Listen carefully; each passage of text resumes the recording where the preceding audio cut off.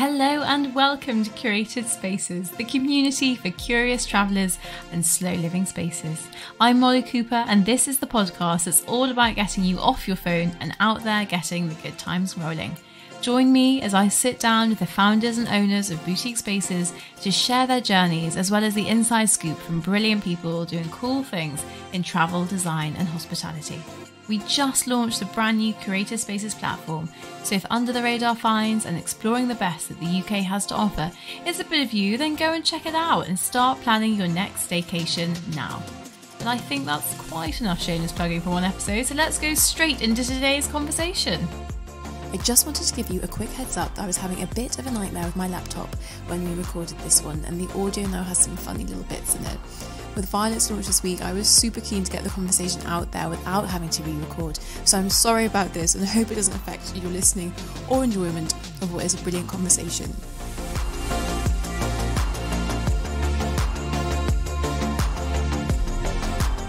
In today's Snapshot episode, I'm incredibly excited to be sitting down with Violet Manners for the launch of her brand new platform, HeritageX. She's on a mission to help more people discover inspiring heritage sites around the country, and I cannot wait to talk about it.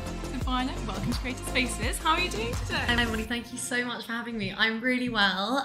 All the better actually for seeing and meeting you and being on the show today, so thank you so much. Oh no, I'm so excited. I actually haven't done a person one in ages, so it feels so good to be out and about, speaking face to face. Yeah, it's a game changer. I think post-COVID, any opportunity I have to meet someone in person, it's a must now. Absolutely. And are you in the pre-launch chaos or is all going okay? We're in the kind of pre-launch panic, I guess, to some degree. Not because everything's ready, and actually, this is my first time founding a tech platform of this kind of ilk and this kind of stature. And so I was quite bold about saying to lots of my investors, lots of my friends, we're going to be by the 18th of April. And then the date arrived and we were not live, and it was very clear about before we were meant to go live that we were not going to be live at the 18th. And CTO, he's brilliant and spent years at Google, so is very kind of au fait with the world of tech. He kind of was like, I could see he wanted to say I told you so, but thankfully he didn't. But I think it's pretty commonplace for platforms like this to sort of have to delay a little bit. So no, it's good. We're in really good shape now. I'm ready for this upcoming launch, which is our official launch on the 23rd of May. Yes. Well, I think nothing like an ambitious external deadline to get the wheels in motion. For sure. Because at least it means that there's nothing like a deadline to just kind of sharpen the mind and focus on so no, it's cool. It's exciting. Well, I can't wait to hear about it, but I'd actually like to start with you and hear a bit about your background and maybe what's got you here today. Yeah. Well, I think I kind of love that question because I think there's so much.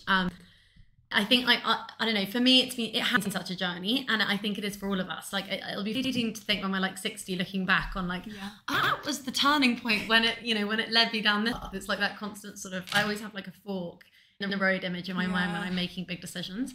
And I guess there's been a few of them throughout my kind of 12 years in London. I left school to go and study at Edinburgh Newcastle politics. And then got an internship that was meant to be sort of 4 months long, working for a company that sadly is not really any called British Polo Day. And I was meant to be 4 months and ended up being 3 years. Didn't go to university. Would have been neither of my parents went to university, so they were excited about their daughter getting into read politics and rural Newcastle. And then I turned around and said, actually, I'm going to stay at this job and not go to uni, which they were horrified about. But it was the right decision for me. It's one I've never regretted, actually. Worked there as an intern, sort of very much an intern, with very little experience, and but lots of traveling around the world. And I really felt like that sort of those 3 years gave me some broad understanding of sort of politics in the world, national politics, and what it really means, soft power really is, and all these kind of things which I don't think in rural Newcastle the politics degree could have really taught me in practice. And it was so interesting. And so I did that for a time. I did a sort of stint in politics where I was sort of working for Zach Goldsmith, which was fascinating. And then I went into sort of fashion and production, and I love that. And then I set up my own agency. So it really, my career is not, it's been littered with lots of sort of intersections, but typically I kind of tend to say I've always worked in marketing really, and always worked in PR and marketing. And in large part for sort of luxury brands and businesses. And then in 2020, I set up an agency called Kana Collective with my business partner at the time, and it was amazing. I mean, we did have considering COVID, a lot of our clients in the Middle East, and so we were very lucky because Dubai and were not locked down anywhere near like us or the rest of Europe, frankly. So we were lucky. We kind of kept our head above water throughout COVID and kept busy. And then I got to the end of COVID, and it kind of led me on to where I am now. But I think it's been a fun, interesting start. I think I've always loved people, and I've always loved coming up with big ideas and then executing. And I think that's been, if I think back to the last like 10 years of working, it's like that's been the kind of no matter what direction or where area I'm in of work. You've been a little entrepreneur everywhere you go. I enjoy the idea. I love the ideas, and I like executing them, and I like delivering a big kind of concept. It feels almost too big to sort of surmise, and then actually like being able to deliver on it. It's just so cool. And here we are, HeritageX. You've just closed your funding round, which is so exciting. Love to see it. Fund more women, please. And HeritageX is launching so soon. I'd love to hear about where this specific idea came from and what led you to creating this new platform. So HeritageX was I guess when I had my agency in 2021, I just got back from studying in LA. I did business and finance in LA for a year after kind of realizing that I really needed to just get to grips on numbers better, like in relation to running a business. So took myself off for like a year to do that, and then got back, and in LA I just got really into podcasts and listening to them. And it was kind of oddly like a modern medium back then, like this was 4 years ago, whatever it was, 5 years ago. And I'm coming back from LA, end of 2019, and to my mum, listen, Mum, like podcasting is a thing, and it's really amazing. It's a great way to digest like quite interesting stories and content, but in people's own time whilst they're busy doing other things. And I've become obsessed with them. And I said to her, listen, I think the independent sector of heritage and kind of the women that I've been lucky enough to meet a lot of in my lifetime to that point, there are so many amazing stories that exist behind the walls of these incredible buildings, which we are so lucky to have in this country in such a unique way. They're still so intact, that still have this sort of generational line. And I just sort of said to her, why don't we create this podcast where you talk to other women that have run historic houses, and let's talk about the women of the past that have really informed these buildings and their history and their family and their collections and their communities, and like let's really like get into these stories, but in a modern kind of format and contemporary medium, podcasting. And then made that podcast for like 3 years called Duchess, the podcast. And then it kind of, and then I had a year really, not in full, I cannot work, but I definitely took some downtime in 2022. And I think reflecting on the podcast, I couldn't understand how we had got like 1.5 million people listening to it with no budget to speak of, with no like marketing really to speak of, just I think a good concept. And heritage is so synonymous with our country, and like it's, to my mind, it's one of our very unique USPs, comparative to the rest of the world. It's like our buildings, our collections, our history, for good and bad, is like the envy and embarrassment of the world to some degree. And actually I think it was that really that like meant it got this crazy following. And then meeting all of these historic house owners and seeing them firsthand, and then also being with marketing being my background, just seeing like the consumer sort of mindset towards heritage, I was like, maybe there's something that could be created here that could help historic houses, and also get, prominently, I'm most excited about the idea of getting more young people into these spaces. So that's my area of focus. So that's kind of how it really came about. Oh, I love it. A podcast inspiring a platform. I know. There's a commonality. It's you as well. I love it. But I think it's, and this storytelling aspect, you kind of, about women especially, because I think it's true, women never really made the formal history books. So it was this sort of, the storytelling, especially female voices, is such an important thing. And I love that you and your mum continued that through podcasting. Yeah, and that's such a like key point, because invariably, I mean, I just listened to a brilliant podcast this week on Henry VIII's wives and how like so much. I'm a Tudor fanatic. Oh yeah. And too, I mean, who isn't frankly? It's like the most. It's the best time. But I listened to a really good podcast on History Extra about exactly that. I mean, it's a brilliant book, and I should remember, I can't. But the author was saying how it was so difficult to research the kind of wearing court in the Tudor times, because invariably there were men who were sort of creating the archives, and thereby very often sort of just dismissing the women that were surrounding them. And they all played such historical, they all had such historical reference and relevance. And I think that's really why I chose, to have these women-to-women conversations, and not least because my mum's a great conversationalist. I just knew that she'd draw people out of themselves and really be an amazing host, which, as you know, Molly, a good host yourself is like incredibly important. Yeah, but it is.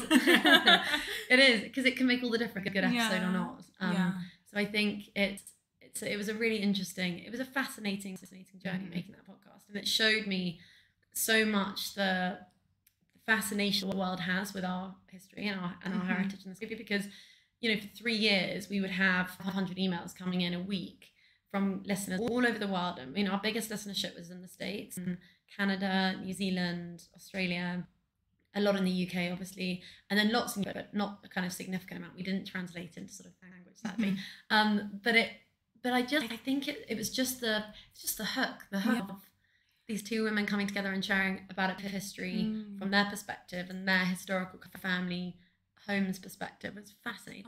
And also it's quite a cool, unique experience. You go for these like walks and maybe get your audio guide to get a feel for what really the story is, but actually to hear from someone who has lived there and grown up and spent my life caring for and acting like a caretaker this piece of history. It's quite an amazing perspective to have.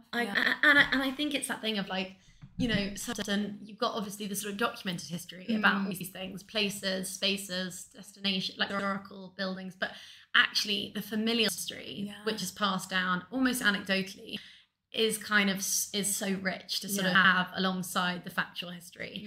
And so I love being able to share that with listeners. Actually, was like the sort of familial stories that they were what I really love tuning in to listen to, because they really get the sense of why I believe it's so cool that in this country in particular, like there are so many families that still are caretakers and custodians of their homes and their sort of local communities, because it really hearing actually as a person how and why they take their job so seriously, but also like the role that these places have played hundreds and hundreds of years previously.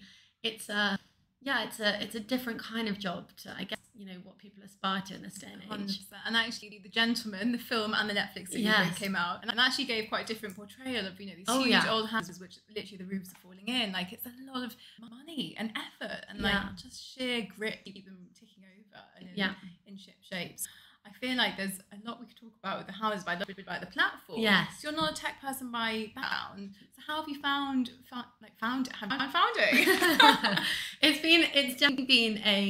It's been fascinating. And I think I've had the idea in December 22 and then really put them in motion in May 23, this time last year, which is terrifying to think, because it's amazing how much you can fit in a year. There's been a lot of serendipity in this journey of like bringing this to life along the way. And I say bring it to life, and it's not technically actually live yet, so I touched the wood on the table. But it's been fascinating, and my everyday, genuinely, it sounds sort of, but it's every day has been a learning, and I've kind of loved it for that. I mean, it's been really hard at the same time, because I just haven't known. There's been a lot of times where I've been like, I just don't have this, and I don't know where to get the answer from. And so it just requires like such a sort of depth of resourceful to another level that I just I love that. And I think it's just I sort of had the idea and then really put the wheels in motion. And I think it's like anything in life, like once you start creating a ball and sort of like, and then just very gently start nudging it down a direction that you'd like to go in. It is amazing how last summer I was sort of I set off on the road visiting some houses, their teams, and just presenting a very kind of like not very sort of related idea to them. And they loved it. And then, off the back of that, I then really formulated the idea, and obviously taking in their feedback and stuff, and then really put it together. And then I obviously needed to find someone that did know that tech. And that was a challenge in and of itself as well. And I had a sort of MVP that I created, with a group, an agency in Hungary, which they were great, but nowhere near what I was imagining in my mind. And so comes William, and William is my CTO, and it's so funny because, again, like serendipity to some degree, like William and I knew each other when we were 3, and we were modeling pool friends, and it was my mum that reminded me of that when I told her that I got back to William. She's like, "You do you realise that you two were great mates when you were 3 in the paddling pool? And I said, no. I was like, yes. It was one of those kind of mad moments when she took sort of 3 months into talking to William. Stop. But I knew him. Yeah. And we had known each other years ago. And then got in touch with him. I saw his LinkedIn and I was like, hey, I wanted this platform, gave him a bit of a snapshot view of what I was wanting to create. And he very kindly gave me a couple of calls and a couple of hours of his time. And then by the end of last year, he sort of turned around, end of last year, November, after 3 months of talking, and just said, listen, but I really, I think the idea is a really good one and I really want to be in and build it.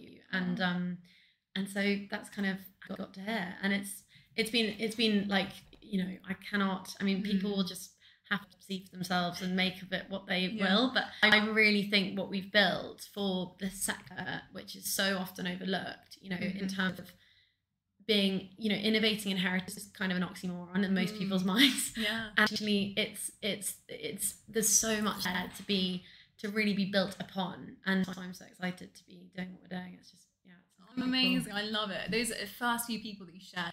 I have this idea. Yes. I've got a sketch, and then some people just get it, and they become so like true. a cheerleader. And I'm like, I've discovered that I love those people more than anyone else. They are just the best. They are the best. Thank you, and I love. And we just had a long meeting today with this wonderful man called Guild, who's been the director, CEO, chairman of a number of sort of tech companies. And he reminded me the other day when I closed my funding round, closed my funding round, closed my funding round, closed my funding round, closed my funding round, closed my funding round, closed my funding round, closed my funding round, closed my funding round, closed my funding round, closed my funding round, closed my funding round, just my funding round, just my funding round, just my funding round, just my funding round, just my funding round, just my funding round, just my funding round, just my funding round, just my funding round, just my funding round, just my funding round in January. He was like, but you do realise that we've been talking about this now for 2 years? And I said, what? And he was like, yeah, we started talking about this in October 22. Yeah. And now we're here. And I just completely had forgotten. I've known him for that long. And he's been my counsel on so much for nothing, just because he believes in it. And he believes in me. And he's been through the 25 times over with other companies. And I think it's those people that I'm incredibly grateful for, because they really said, like, to back an idea and a person, is, and it's what we need. I don't know about you, but I think, I don't necessarily, I love to think of myself as a female founder, but I think I needed that. I needed that kind of like confidence boost, particularly back in October 22, to really, whilst it's not everything, you've got to have a good idea and you've got to have good data to support your idea and why you think it's the right time. It's been cool. It's been incredibly useful for all of the kind of amazing meetings of like-minded people that believe in stuff. Well, I'm very excited to see it when it launches. Thank but you. Can you maybe give us a little bit of a glimpse of what people can expect? I know when we were speaking earlier, you really want to get maybe a younger demographic into exploring heritage. So what are you trying to sort of build there, and what can people expect? Well, I think actually Netflix, Amazon, I think they've done so hard work for us. Like, as in, I think, Netflix. I'm not an ambassador for Netflix, but I should be. I've mentioned them in nearly every single sort of pitch deck.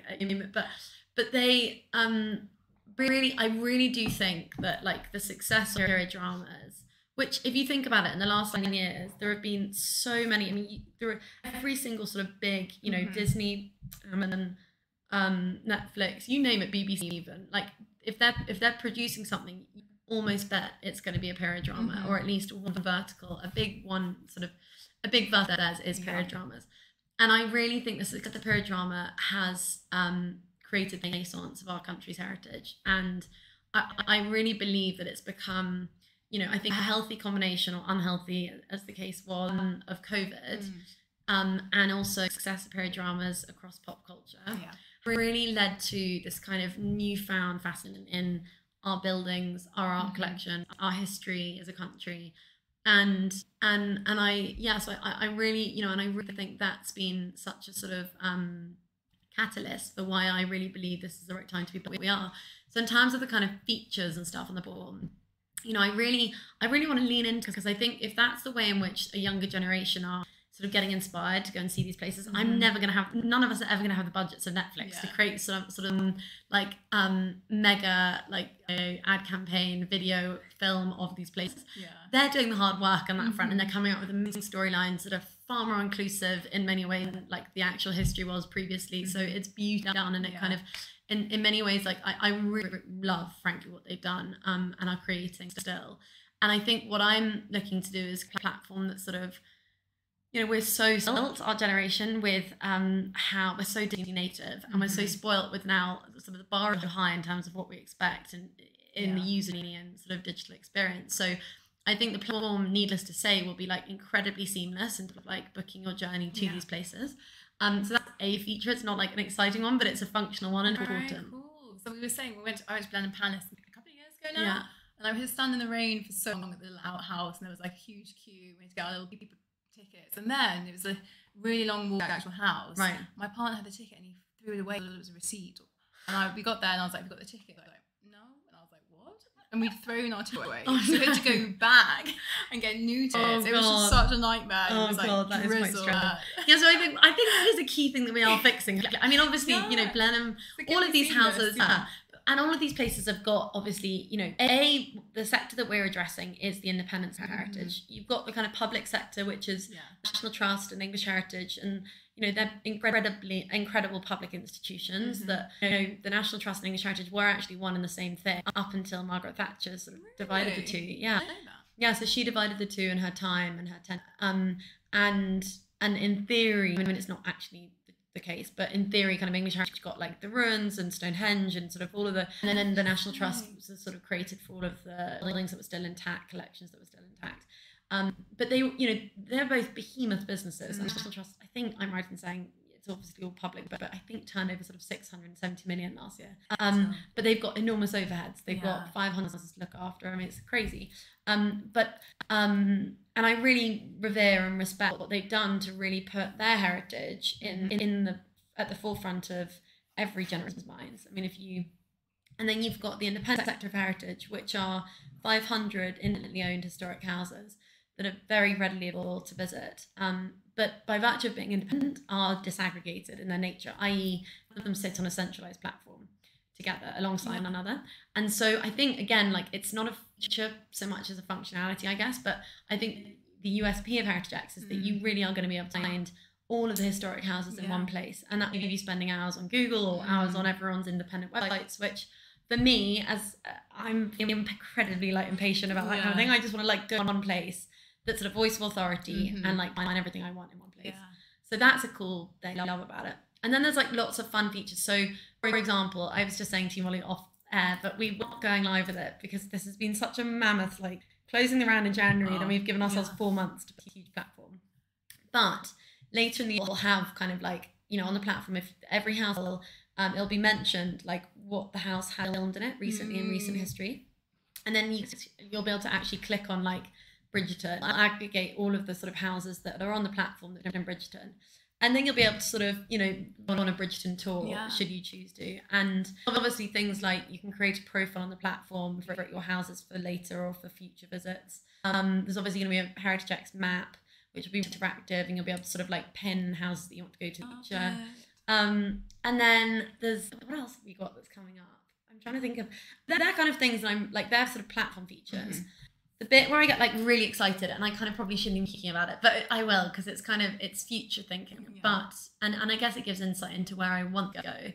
But I really think that on-site experience of heritage, actually public private sector, can really be enhanced and developed with the invention of AI. And I'm really excited about the idea in our future, HeritageX's future, of, you know, particularly for that younger generation. I think the options right now when you go around a place are guidebook, which we love, but it's dense text, like with pictures, still pictures, like we're the generation of kind of content, and it just feels incredibly old-fashioned now to me. So your options like book or tour guide around a house. We're going to start experimenting later this summer with building sort of AI chatbots like around houses in partnership with them. So when you book through HeritageX your visit, you'll also be able to book by the kind of interactive tool, the authoritative interactive tool, so that you're actually able to walk around the house, and let's say you walk into the guard room and you're interested in the painting above the stairs, you'll be able to say, you know, type it into the Beaver, let's say ChatGPT equivalent. What's above the stairs? What's the story? Was he related to the family? How did he die? Like, you could just ask all the questions that pique your curiosity. And that's where I'm excited about where it's going. We're nowhere yet, so I probably shouldn't even be talking about that. But that's where I want to take it. It's good to have a vision, isn't it? And that kind of comes back to whole storytelling. Like each person's so interested in different bits and bobs. Like what my wants to know is not what I want to know. Exactly. And that's a cool way to explore space. Yeah, because I think that's clear, and I think that's the thing. Like I've growing up at Beaver, and and one of the really lucky things about, there's many lucky things about growing up at somewhere like Beaver, but I think one of the luckiest things when I look back now is actually when you grow up somewhere like that, you grow up always around people, because you're the moment I left the sort of we grew up in a flat basically within the castle, but the moment you leave the flat door, you are surrounded by strangers, in inverted commas, but the public that are around. Yeah. And what I found really, when I look back now and I reflect, and obviously I've done a lot of reflecting, my personal journey has so informed HeritageX as well.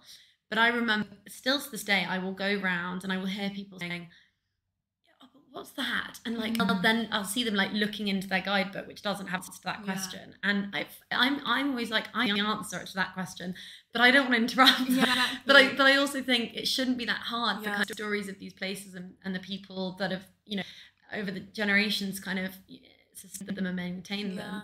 I think so much more that one can get, and it's not just historic houses, it's actually like museums and so much that one can get more from these places than they currently do. And I think AI is a really interesting the advancement of AI is going to be such an interesting way that we can hopefully make history just more broadly interactive as an experience. I love that. I'm actually weirdly going date night tonight with my partner, who has just bought himself a British Museum membership. So we're going to do a couple of galleries and then go for dinner. I love that. And we've each had a pick one, and we were supposed to research beforehand, and I researched mine. So on the tube here, I was on ChatGPT, like, can you make me a fun guide to the Elgin marbles? Such a good idea. And literally, I needed your app. Yeah. But it's really good. It just pulls everything you want into one little thing. I know. Done. Like, I actually live on ChatGPT now. It's kind of scary. It's a bit scary. Yeah. But I think if it's used in the right way, of the right things, I think it's very exciting. Very exciting. Oh, well, I can't wait. Also, you'll get all fun, like, skeletons in the closet. Yes. That kind of story. Yeah, which you want. I want that. I also want to know about... I've always wanted to know, about the designers of the day and like the clothes that, some of these painting women in particular that I've really been drawn to. I've sort of travelled around. I want to know who was like the designer of that woman's day, and like I don't know. I think there's so much of that which is missing, particularly around women actually again. And I think I think it's a really exciting time actually for heritage, and as I said like at the beginning, but I really think like tree heritage is in this country, it's very unique USPs, and I do think, and I really think for good and for bad, there's plenty that we frankly as a country are probably not enormously proud of at all. But it's learning about it and like learning about it, because then we grow as a result of understanding it a bit better. So I view that kind of thing personally. But I think it's exciting, AI and heritage. I really do. It's a fascinating kind of bridge. I love it. Well, about heritage and ChatGPT, all the rest of it. I'm so excited. I can't wait. Will it be an app or a website? So it's going to be a web app, actually. Nice.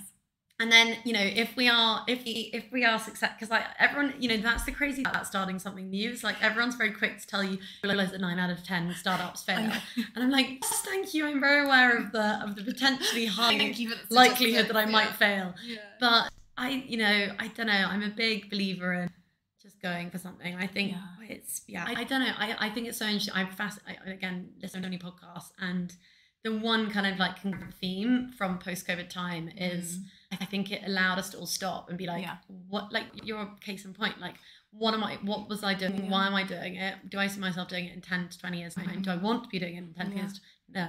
If the answer is no, then stop doing it and find something you want to do that you love. It's too short, people. I know. Yeah. And I think for me that's this, because I really believe that our heritage, and I don't think it's exclusive to the UK, although this is the country that I'm obviously the most kind of personally invested in, but I think it's just, and the one thing I probably haven't said, but I really think it's true, and again, this is from lived experience, but so from traveling around the country, speaking to others, and then having my own mental health stuff, I really think these places and spaces can play an important role in this kind of pandemic of mental health that we currently have in this country. And I think the more that we can get young people out to these places to just experience them and explore them and enjoy them, even for a short, brief amount of time, I think they do have an amazing impact mentally, kind of calming the mind. And I actually we recently worked with a charity called the Renaissance Foundation.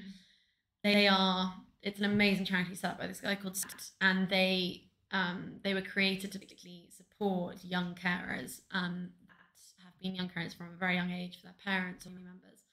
And it's an amazing thing, and they're based in East London, predominantly work with kind of London kids.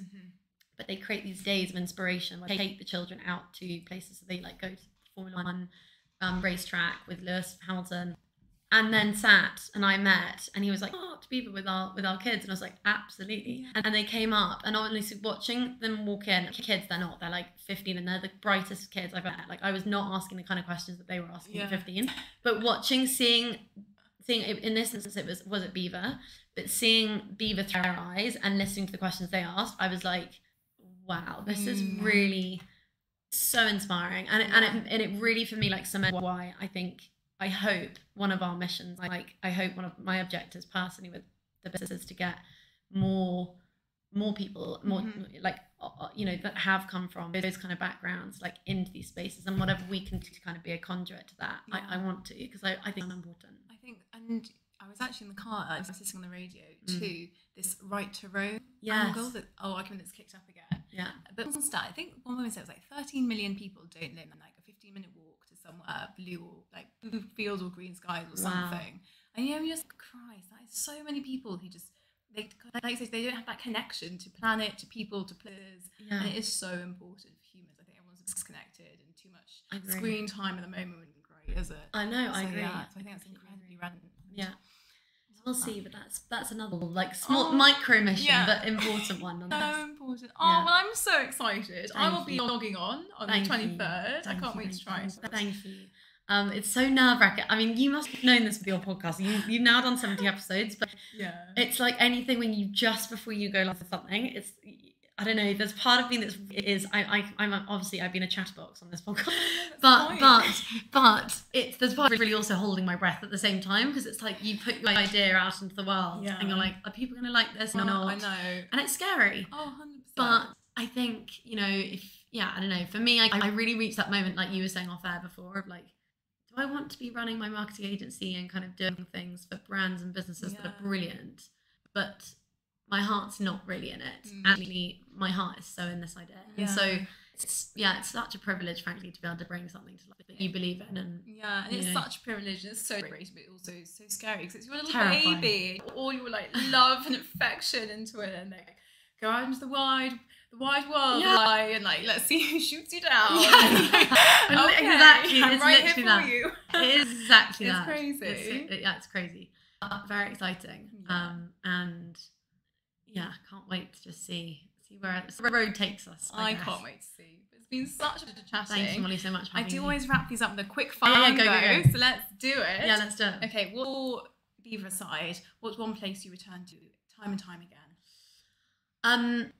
It would have to be Wales, and specifically my grandmother's place in Wales, because my mum's mum is from sort of, I say Wales, they're literally just over the border in Herefordshire, but it's just very special. Radnor, the Radnors sort of area, and very much grew up there every summer with my grandparents. So I think it would have to be there, probably. Love Wales. Love Wales. And any UK hotspots on your list for this year? Well, UK hotspots, I have done a lot of travelling this year. I can imagine. And but that has been an enormous privilege. And my discovery of the year, which is embarrassing to say, because it's known as English First Sight, and it was recently used it was the filming location for Napoleon, the movie that came out last year. But it's called Baltimore, and it's just outside of Kettering in Northamptonshire. It really is so going. I just can't. It's like a real pinch me moment going around it, where it's very close. I grew up. It's about an hour south, and I was so embarrassed I didn't know about it, because it is so staggeringly beautiful, and the history there is wild. The rooms are extraordinary. I don't know. It's a very, very, very special place. So that's kind of somewhere I'd suggest. And then I've been spending a bit more time in Scotland. And yeah, and I really there are lots of places that I've been to up there as well. I went to Inverary Castle, just hung out in Inverary for about half a day before my meeting there. And again, just what an amazing kind of loch. And I like the sort of coastline and very pretty. And that part of the world I don't know that well, but I really enjoed my time up there recently. Yeah, I don't know about that place. I'm going to look it up. Yeah, Boughton, it's incredible. All right. Yeah, it's I'll on the put platform. Put it on my list. Yeah, do. I'll save it to my Yeah, list. save it for favourites on HeritageX. Exactly.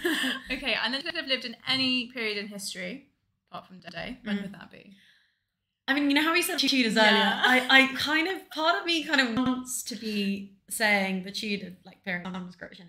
But the reality is, it was pretty dark back then and pretty grim. And I think court seems like it was the most anxiety-inducing place. Hectic. Hectic. And just, who are you going to curry favour with? You know, if you were a lady in waiting to one of Henry's wives, you knew that you'd be sort of in the firing line, next in line. So I don't know what I would actually say then. I sort of love, quite nostalgic about the 1920s. Ooh, that's fun. Because, and I know that's more, obviously much more recent history, but I think there's something about the clothes, the time, pre-World War. I feel carefreeness. And I just think, there was such a point that was such a turning point. Obviously, needless to say, World War One was such a turning point. And I feel like, the world's never really the same ever since that First World War, understandably. And so I just would love to have known what in the 1920s, I think. Probably. Two very good answers, actually. And slightly more mod cons 1920s. Yeah. And stuff by then, didn't they? Yeah, which we're in favour of. Yeah. And then last one, if someone's listening in and they've got that little idea or that inkling to quit the job and do something, what advice do you give to them? I think my advice would be your instinct. I honestly, I can only say, my journey to this point has been sort of 70% instinct with a very heavy dose, sort of 30% data, research, hard work to sort of, essentially sort of support the instinct. But every decision, every synchronicity that's happened has been as a result of instinct. And I just, if anything, the instinct muscle, once it's working, it's wild because it then just gets stronger. And actually, sometimes the decisions that I've recently, obviously there's been lots of decisions recently that I've been having to sort of figure out what to do, but every time I've trusted my instinct, it's been right. And I'm sure there will be times wrong, but if you're sitting there with the night, I had 5 before, and I had 5 failed before I landed on this, but I just, one of them was called Ick. You know the Ick? One of my best girlfriends and I tried this business called We've Got the Ick. And it was this whole plastic, and it was basically plastic sort of, recycled, upcycled plastic. But it was a great name. It just didn't work. I followed it and I took it to the nth degree that I possibly could, and it didn't work. But I'm so glad that I tried it. And I think, I have to be the end destination. It's about following your instinct and exercising the muscle and seeing where it takes you. It's so worth it. It's so worth trying it and testing it. Love it. People, do it. Do that idea. Give it a trust your gut. Yeah. Love that. Thank you, Molly, for having me. Thanks so much. It's been such a pleasure. And good luck with the launch. Thank you so much. Thank you.